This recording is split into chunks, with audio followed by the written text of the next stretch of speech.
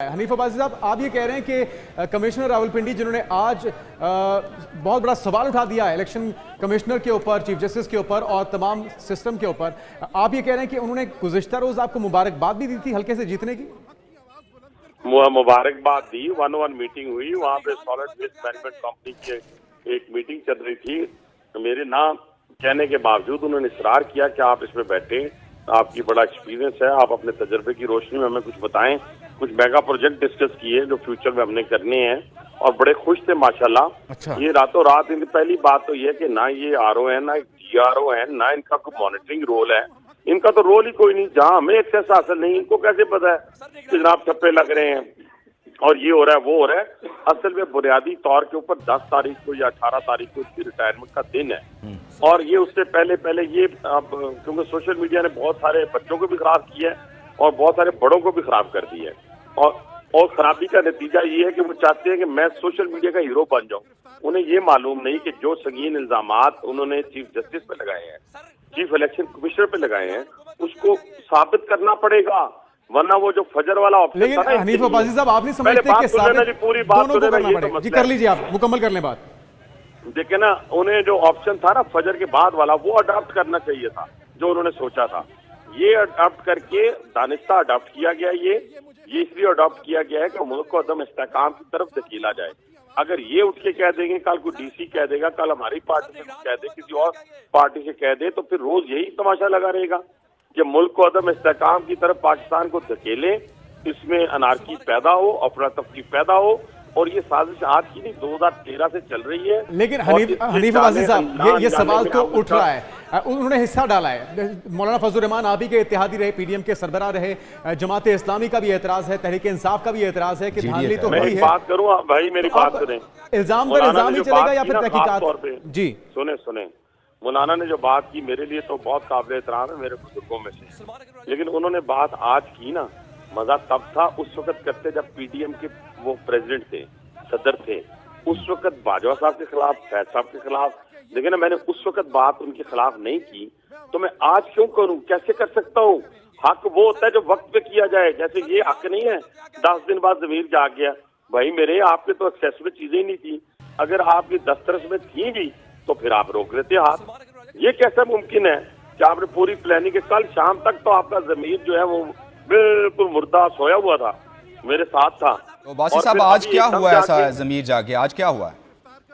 ये तो उनको पता होगा। मेरा जमीर था जो मैं बताऊँ आपको, ये तो उनका जमीर है। मेरा ख्याल है कि जो प्रेशर उनके बच्चों का है, जो बाहर है उनके बच्चे, या शायद उनमें से कोई किसी ने जो भी आलमी तौर पे पाकिस्तान को अदम इस्तेहकाम की तरफ धकेलना चाहता है, उनको प्रेशराइज करके इनसे ध्यान लिया जा रहा है, या कोई पूरी मुनज़्ज़म और प्लानिंग के तहत इनको लॉन्च किया गया है। ये डाका नहीं डालने दिया जाएगा।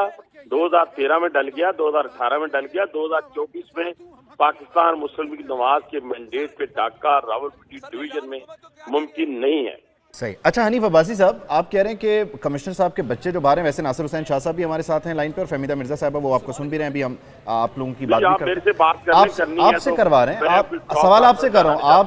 आपको मैंने मुखातिब किया और आपके एक तो इत्तेहादी भी हैं हमारे साथ, नासिर हुसैन शाह साहब। मैं बुनियादी तौर पे आपसे पूछना चाह रहा हूँ कि कमिश्नर साहब को उनके बच्चों की तरफ से प्रेशर, से सिस्टम इतना कमजोर है जिसपे आप आइंदा हुकूमत करने वाले हैं कि एक कमिश्नर रावलपिंडी बैरूनी दबाव में आके इंतखाबी निजाम को उलट रहा है। सर, ये आप मुझे ये बता रहे हैं? इंतखाबी निजाम को एक बंदे के कहने पे नहीं उल्टा जा सकता। फिर आप परेशान ना करें, ऐसी हरकतें आप लोग आप भी करेंगे तो ये आपको एक दिन याद आएगा। ना आप स्टूडियो में बैठ सकेंगे, ना हम घरों में बैठ सकेंगे। जिस साजिश का ताना बाना बुना जा रहा है इस पाकिस्तान को अदम इस्तेहकाम की तरफ धकेलने की तरफ, ये मुश्किल हो जाएगा आपके लिए, हमारे लिए। हम इसको इराक आप दुरुस्त कह रहे हैं हनीफ अब्बासी साहब, मुश्किल तो हो जाएगा, लेकिन सलमान अकरम राजा की गिरफ्तारी, धांधली के इल्जामात, तो क्या हकायक से जवाब देंगे या फिर इसी तरह से ताकत का इस्तेमाल ही होगा? आपको लगता है जस्टिफाइड है ये गिरफ्तारी भी? मुझे क्या पता, देखे ना, मुझे हम गिरफ्तारियों पे तो हमने कभी रोना नहीं पीटा था भाई। गिरफ्तार हम भी हुए हैं, सजाएं हमें भी मिली हैं। इस मैदान में ऐसी सजाएं भी होती हैं, गिरफ्तारियां भी होती हैं। ये रोना धोना पहली दफा मैंने पीटीआई में देखा है। लोग यहाँ फांसी चढ़ गए, लोग यहाँ कोड़े खा लिए, लोगों ने फांसी की काल कोठरियां कबूल कर ली, کوئی بچوں کو یاد کر کے رویا نہیں, کوئی امی کو یاد کر کے رویا نہیں, کوئی ابو کو یاد کر کے رویا نہیں. چھوڑیں ان رونے دونوں کو, آپ نقدہ کوکا گائیں.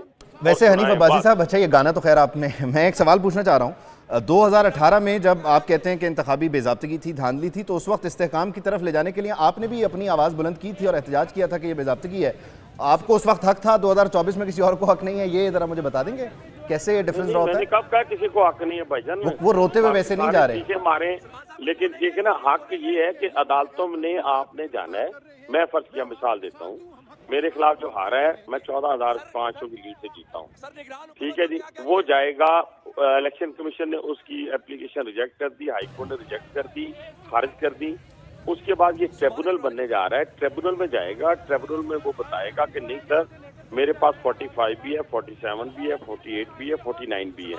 ہم کہیں گے نہیں سر یہ چاروں چیزیں ہمارے پاس ہیں, ٹریبونل فیصلہ کرے گا, پھر ٹریبونل ہمارے حق میں فیصلہ کر دے گا, یہ پھر سپریم کورٹ چلے جائیں گے. ٹھیک ہے, یہ تو طریقہ کار ہے وہ تو پھر قانون پیٹرن اور ہے. آئین